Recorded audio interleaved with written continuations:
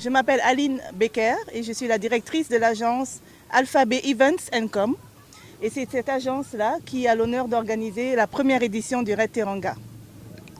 Voilà. Et quel est l'objectif justement de ce Raid Teranga?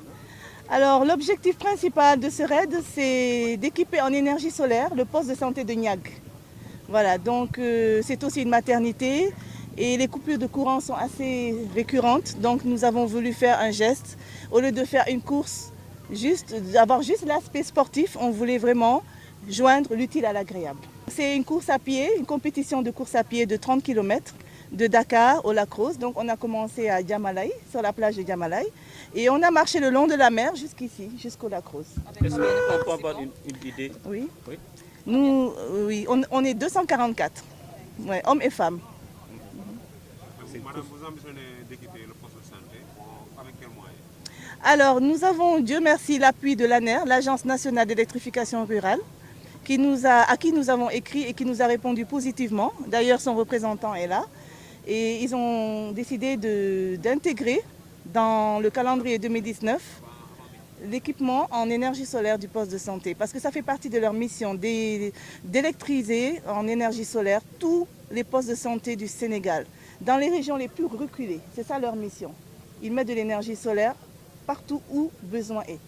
Et voilà, donc il se trouve que le poste de santé de Niak fera partie des bénéficiaires. Nous avons l'intention de le faire chaque année et de se limiter ici au Lac Rose, Dakar, Lac Rose, mais il y aura toujours une action sociale derrière.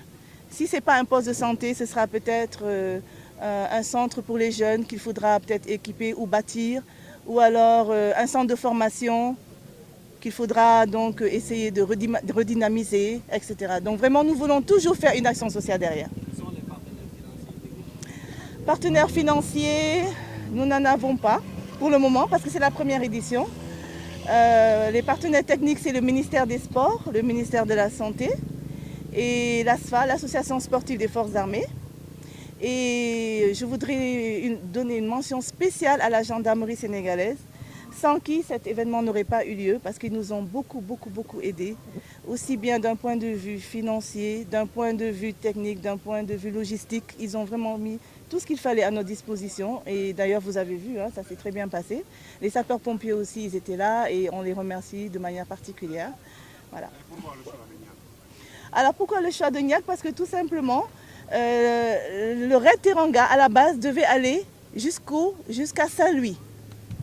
Et nous avons décidé, en fait, vu que Lac Rose était la première étape, de nous arrêter d'abord au Lac Rose parce que nous voulions donner un cachet populaire à cet événement-là. Imaginez si on va jusqu'à Saint-Louis.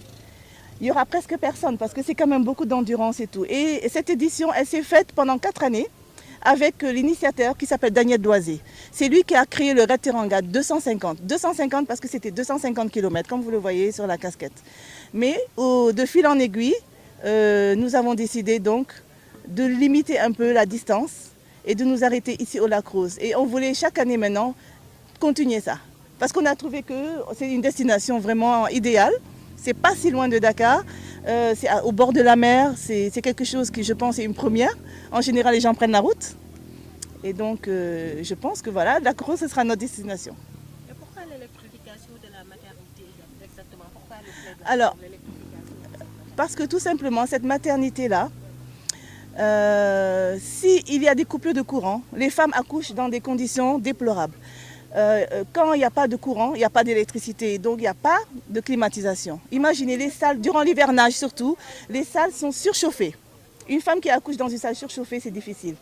Il y a aussi un problème avec les vaccins. Les vaccins sont dans des frigos courants.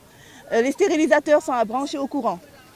Il y a aussi les aspirateurs pour les bébés quand ils naissent pour aspirer les sécrétions. Ça aussi, c'est branché au courant. Donc imaginez, tout ça, s'il n'y a pas de courant, comment on fait?